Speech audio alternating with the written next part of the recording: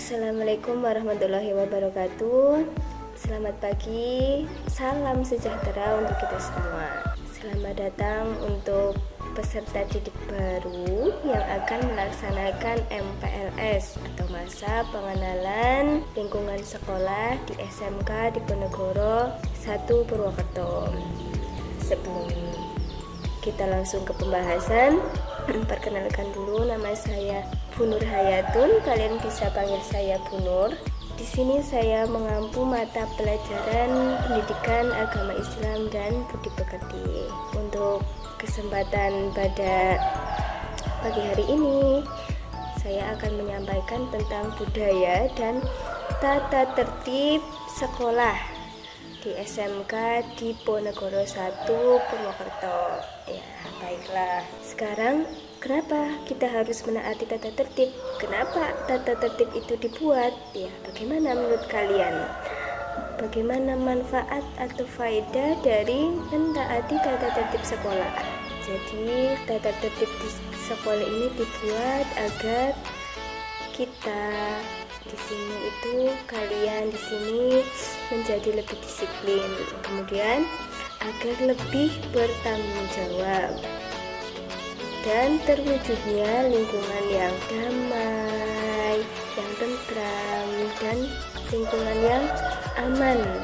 Nah, seperti itu. Maka nanti diharapkan setelah kalian mendengarkan penjelasan tentang tata tertib dan budaya yang ada di SMK Diponegoro 1 Purwokerto, kalian dapat menerapkannya dalam keseharian. Seperti itu. Ya, langsung saja ke tata tertib sekolah. Tata tertib masuk sekolah. Jadi di SMK Diponegoro 1 Purwokerto masuk sekolah pukul 07.00 ya, jam 7 tepat kalian harus sudah sampai di sekolah. Ya, bagaimana jika kalian terlambat? Ya, jadi ketika kalian terlambat, kalian tidak diperkenankan untuk langsung masuk ke dalam kelas. Jadi kalian harus laporan dulu ke guru piket, kemudian menjalankan tugas dari guru piket. Kemudian jika peserta didik atau kalian terlambat melebihi dari 3 kali, ya, maka akan diberikan peringatan. Kalau sudah sampai 3 kali, kalian masih saja tidak mengindahkan peringatan yang sudah diberikan oleh Bapak Ibu guru di sekolah, maka akan dilakukan pemanggilan orang tua. Peserta didik yang tidak hadir tanpa keterangan 2 kali akan diserahkan kepada wali kelas untuk dibina. Jadi ketika kalian tidak berangkat sekolah tanpa keterangan selama 2 kali, maka nanti akan diserahkan kepada wali kelas untuk dibina. Kemudian bila tidak ada perubahan dan mengulangi lagi ketiga kalinya, maka akan dilakukan pemanggilan orang tua. Jadi ketika kalian tidak berangkat, maka kalian harus membuat surat. Orang tua kalian membuat surat untuk diserahkan kepada wali kelas. Seperti itu. Jadi harus izin ketika tidak berangkat, ketika sakit atau mungkin ada halangan lain, maka diwajibkan untuk izin. Ya. Kemudian selanjutnya tata tertib seragam. Peserta didik memakai seragam rapi beratribut, menggunakan bed, menggunakan dasi, topi, seperti itu. Kemudian pakaian dimasukkan, tidak menggunakan pakaian yang nerawang dan ketat, seperti itu ya. Jadi menggunakan pakaian yang sudah menjadi aturan dari sekolah. Ya, untuk hari Senin sampai Selasa menggunakan seragam putih abu-abu. Kemudian hari Rabu sampai Kamis menggunakan seragam identitas jurusan. Untuk hari Jumat menggunakan seragam pramuka. Ya. Kemudian pada saat praktek menggunakan baju wear pack. Ya, jadi misalkan yang jurusan TBSM praktek di bengkel, maka menggunakan baju bengkel seperti itu. Dan untuk sepatu, peserta didik tidak diperkenankan menggunakan sepatu yang berwarna-warni, ya, misalkan sepatu balet begitu, itu tidak diperkenankan ya. Jadi menggunakan sepatu yang berwarna hitam dan berkaos kaki putih seperti itu.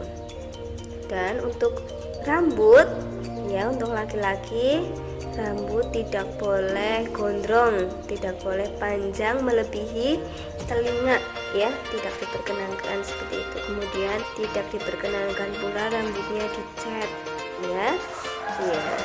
Jadi aturan di sekolah itu seperti itu. Jadilah siswa selayaknya siswa, ya, tidak perlu rambutnya di model-model begitu ya. Dan untuk yang siswa putri dianjurkan untuk menggunakan kerudung, ya, untuk menggunakan hijab, ya, selain untuk menutup aurat juga untuk menjauhkan dari hal-hal yang tidak diinginkan seperti itu. Dan untuk putri juga tidak diperkenakan menggunakan make up yang berlebihan, ya, misalkan menggunakan pensil alis, kemudian eyeliner, lipstick secara berlebihan. Dan tidak diperkenankan menggunakan behel, ya. Laki-laki maupun perempuan tidak diperkenankan menggunakan behel, kecuali memang ada anjuran dari dokter atau sedang menjalankan pengobatan seperti itu. Jadi ketika giginya sudah rapi, sehat, dan tidak ada yang perlu dilakukan behel untuk gigi, maka tidak perlu seperti itu. Jadilah siswa yang sewajarnya, ya. Kemudian tata tertib yang bersangkutan dengan proses KPM atau kegiatan pembelajaran, ya. Jadi nanti insya Allah jika kita sudah diperkenankan untuk pembelajaran tatap muka, maka peserta didik dilarang membuat keributan dan kegaduhan di dalam kelas. Kemudian tidak diperkenankan makan dan minum saat pembelajaran. Kemudian dalam proses pembelajaran, peserta didik tidak diperkenankan menggunakan HP kecuali memang di situ ada proses pembelajaran yang menggunakan HP. Jadi misalkan saat pembelajaran kalian itu bermain game, kemudian nonton video atau nonton film, nonton drakor gitu ya, atau chattingan WhatsApp, itu sangat tidak diperkenankan. Nah, ketika ketahuan, ya, maka akan diberi peringatan atau sanksi seperti itu. Peserta didik menggunakan bahasa Indonesia yang baik saat bertanya, menjawab pertanyaan dari guru, ya. Jadi kalian menggunakan bahasa yang sopan kepada guru, itu termasuk salah satu adab, ya, atau tata krama seorang siswa kepada guru, ya. Jadi ketika kalian bertanya, maka mengangkat tangan dulu seperti ini, ya, dan menunjukkan, ya, atau memperkenalkan diri, nama siapa, misalkan seperti itu, ya. Jadi tidak diperkenalkan menggunakan bahasa daerah kalian, ya. Jadi hormatilah guru seperti itu. Kemudian mengucapkan salam ketika bertemu dengan guru di jalan atau di lingkungan sekolah, maka kalian mengucapkan salam, ya, selamat siang Bu, misalkan seperti itu. Ya, kemudian mematuhi aturan yang diberikan oleh bu guru. Ya, misalkan di dalam kelas tidak boleh ribut sendiri, ya, maka kalian harus mengikuti apa yang menjadi aturan seperti itu. Meminta izin ketika mau keluar kelas. Jadi ketika mau keluar kelas, kalian harus izin dulu kepada bu guru. Ya, misalkan, Bu, saya mau izin mau ke belakang.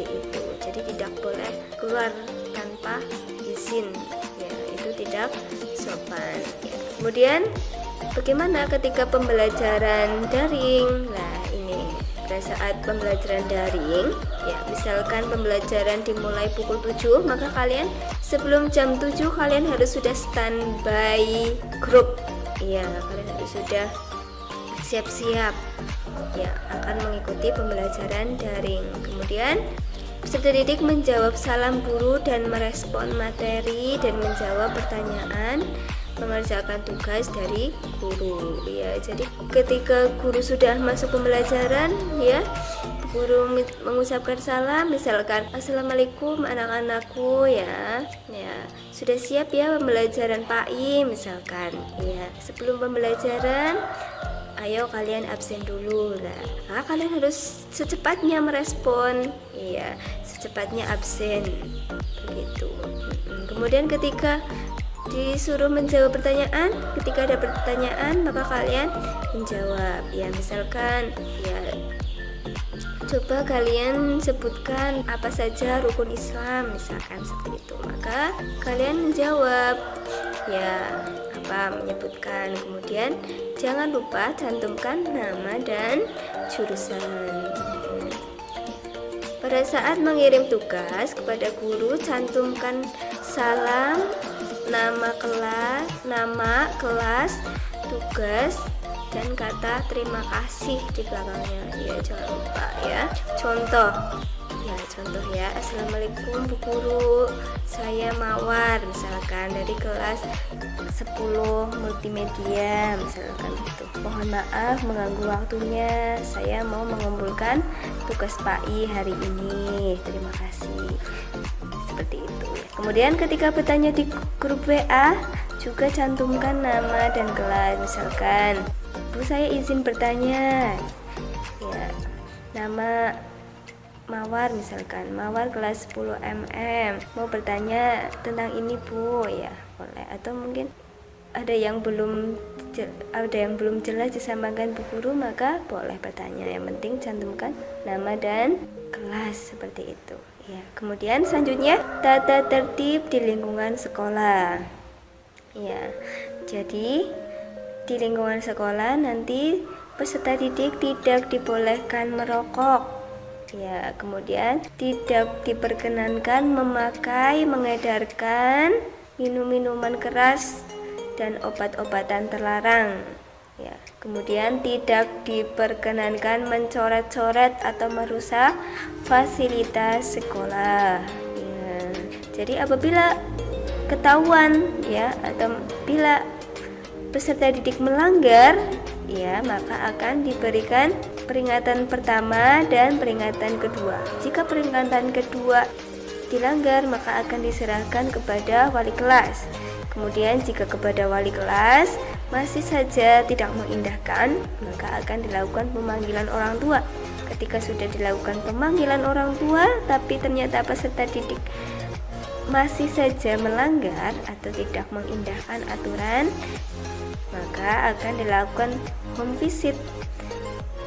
Setelah dilakukan home visit ternyata masih saja seperti itu, maka akan dialih kasuskan atau akan diberi pengarahan oleh kepala sekolah. Nah, ketika sudah diberikan pengarahan kepada kepala sekolah ternyata peserta didik masih saja seperti itu, maka peserta didik membuat surat pengunduran diri atau akan dikeluarkan dari sekolah seperti itu ya. Jadi itu tadi ya tata tertib dan budaya yang ada di SMK Diponegoro 1 Purwokerto. Diharapkan kalian nantinya menaati aturan yang ada di SMK Diponegoro 1 Purwokerto seperti itu ya. Demikian materi tentang budaya dan tata tertib yang ada di SMK Diponegoro 1 Purwokerto.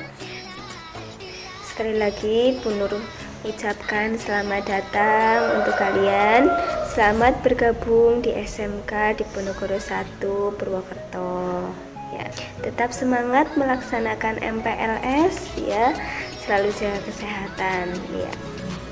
SMK bisa. Assalamualaikum warahmatullahi wabarakatuh.